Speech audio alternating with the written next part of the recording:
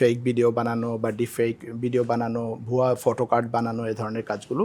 এবং এ ধরনের কাজ শুধু যে নাম সর্বস্ব পেজগুলো করেছে তা না, অনেক সময় দেখা গেছে মেইন স্ট্রিম মিডিয়াও ভুলভাল জিনিস শেয়ার করছে।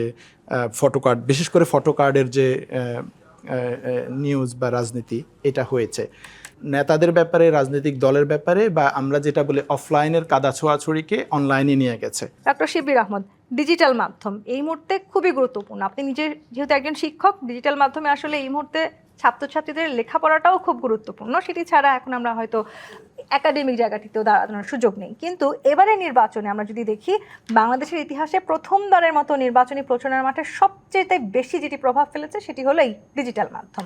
এবং এই প্রভাবটা আসলে শুধু যে ভালো প্রভাব হয়েছে তা নয়, কিন্তু এই প্রভাবে আমরা দেখেছি নানানভাবে আসলে রাজনৈতিক শীর্ষ নেতা থেকে শুরু করে রাজনৈতিক তৃণমূলের নেতৃবৃন্দ পর্যন্ত সবাইকেই এই প্রভাবের মধ্যে দিয়ে যেতে হয়েছে। জামায়াতে ইসলামের আমিরের কিছু পোস্ট নিয়ে, তার ফেসবুকের কিছু পোস্ট নিয়ে আমরা নানান রকমের তর্ক বিতর্ক, আলোচনা সমালোচনা দেখেছি। নানান রকম ফেক ভিডিওর কথা আমরা বলছিলাম, সেগুলো আমাদেরকে দেখতে হচ্ছে। কেমন মনে করছেন যে এবারে নির্বাচনে এই ডিজিটাল প্রচারণা কতখানি প্রভাব ফেলতে পারলো, কতখানি আসলে সঠিক প্রভাবের চাইতে আসলে আমরা গতানুগতিক যেভাবে নির্বাচনের প্রচারণা দেখেছি তার থেকে বেরিয়ে যেতে পারলাম? ধন্যবাদ আপনাকে, আমার সহ-আলোচকদেরকেও ধন্যবাদ। এবারে নির্বাচনে অনলাইন ক্যাম্পেইন একটা গুরুত্বপূর্ণ ভূমিকা পালন করেছে। সব দলের জন্য সবাই এখানে ইনভেস্ট করেছে, নতুন নতুন গান বা ক্যাম্পেইন ভিডিও তৈরি করেছে তাদের পজিটিভ ইতিবাচক ক্যাম্পেইনের জন্য। নিঃসন্দেহে এটা ভালো। এবার নগদে পাচ্ছেন হেলিকপ্টার অফার, তাই কেনাকাটার পেমেন্ট নগদে করুন আর বুঝে নিন ২০০০ টাকারও বেশি ক্যাশব্যাক সহ হেলিকপ্টার রাইড। পেমেন্ট শুরু করুন আজই। অ্যাট দ্য সেম টাইম এটা আবার অনেক নেতিবাচক ঘটনাও ঘটেছে, অনেক ফেক, যেটা আপনি বলছিলেন যে ফেক ভিডিও বানানো বা ডিফেক ভিডিও বানানো, ভুয়া ফটো কার্ড বানানো, এ ধরনের কাজগুলো। এবং এ ধরনের কাজ শুধু যে নাম সর্বস্ব পেজগুলো করেছে তা না, অনেক সময় দেখা গেছে মেইন স্ট্রিম মিডিয়াও ভুলভাল জিনিস শেয়ার করছে। ফটো কার্ড, বিশেষ করে ফটো কার্ডের যে নিউজ বা রাজনীতি, এটা হয়েছে। তো এখানে নিঃসন্দেহে তরুণ ভোটার, নারী ভোটার বা শহুরে ভোটারদেরকে ইনফ্লুয়েন্স করার জন্য এটা করা হয়েছে। এটা গ্লোবালি হচ্ছে, এটা ভালো ব্যাপার। আমরা যদি এবার যেমন পোস্টার ছিল না, সেই জায়গা থেকে বের হয়ে এসে আমরা এটাতে আসছি, ভালো। কিন্তু যেটা আনফর্চুনেট যে এটার মিসইউজ হচ্ছে, ফেক নিউজ তৈরি করা হচ্ছে, শেয়ার করা হচ্ছে, ভুল নিউজ তৈরি করা হচ্ছে, একজনের কথাকে কেটে ছেটে প্রকাশ করা হচ্ছে, কারো অ্যাকাউন্ট হ্যাক করা হচ্ছে। এই জিনিসগুলো নেতাদের ব্যাপারে, রাজনৈতিক দলের ব্যাপারে, বা আমরা যেটা বলি অফলাইনের কাদা ছোঁয়াছুড়িকে অনলাইনে নিয়ে গেছে।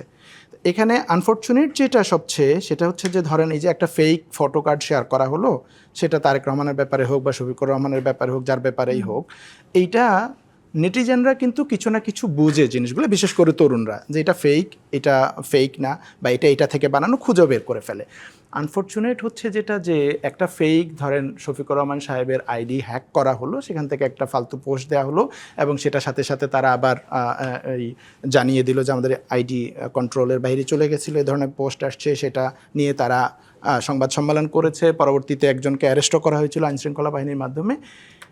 এই জিনিসটা এই পর্যন্ত থাকা ওকে ছিল, কিন্তু এটাকে নিয়ে বিএনপির একদম টপ লিডারশিপ থেকে একটা নোংরা রাজনীতি করা হলো, যে জিনিসটা অপ্রত্যাশিত ছিল। আপনি যতগুলো বলছেন, তারেক রহমানের নামেও এরকম অনেক ভুয়া নিউজ আসছে বা ফেক ভিডিও ছাড়া হয়েছে, কিন্তু আপনি দেখবেন না একটা ফেক ভিডিওর উপর ভিত্তি করে অপোজিশন পার্টির টপ লিডারশিপ এটাকে নিয়ে ক্যাম্পেইন করতেছে, যে তারেক রহমান এটা করছে বা ওটা করছে, অমুক জায়গায় এটা বলছে, যেটা ফেক। এ ধরনের এগুলো অনলাইনে নানান মিম পেজ এটা ওটারা করছে। কিন্তু ঘটনাটির কথা আপনি উল্লেখ করছেন, সেই ঘটনাটি তো আসলে 9 ঘন্টা লেগেছিল। না, 9 ঘন্টা লাগেনি, 9 ঘন্টা না। ওনারা অনেক আলোচনা সমালোচনা হয়েছে, ওইটাতে আমরা ইয়েতে যেতে চাই না। ওনারা 30 টু 40 মিনিটের মধ্যে ওনারা আবার পেজে সেটা জানিয়েছেন যে এটা একটা ফেক জিনিস ছিল। 9 ঘন্টা পরে ছাত্রদলকে দিয়ে মিছিল করানো হলো, তারপরে বিএনপির নেতারা বললো, তারপর নারীদেরকে দিয়ে বলানো হলো, নারী সংগঠনগুলোকে এই রাজনৈতিক কাজে ব্যবহার করা হলো, এভাবে নানানভাবে এই কার্ডটাকে খেলা হলো। একটি শব্দ ব্যবহার করা হচ্ছে, আমি শব্দটি ব্যবহার করতে চাই না।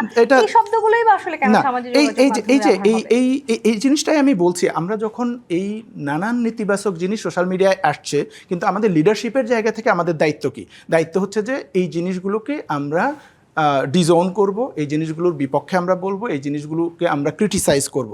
কিন্তু সেটা না করে আমরা ভাবছি যে এই জিনিসটা আমরা আমাদের কাজে লাগাতে পারবো, ক্যাশ করতে পারবো, গিভেন দ্যাট আমরা জানি যে এটা একটা ফেক জিনিস। এখানেই তো এই প্রশ্নটা জিনিসটা ডক্টর শিবির আহমেদ, নির্বাচনী প্রচারণার সময় এই যে কাজে এই- লাগাতে পারবো বা আপনার একটি ভুল এই- বিরোধী দলের জন্য আসলে না একটা অস্ত্র হয়ে এটাই আমি যাবে, এই বললাম, জায়গাগুলো তো বোঝা এটাই দরকার ছিল। ধরেন ওই যে কোনো এক পাতি নেতা ইউজ করছে বা নাম সর্বস্ব কোনো এক সমর্থক কর্মী কোথাও একটা কিছু শেয়ার দিছে ভার্সেস একটা দলের প্রধান এটাকে নিয়ে কথা বলছে একটা ফেক জিনিসকে নিয়ে, এই দুটার কিন্তু ওয়েট সেম না।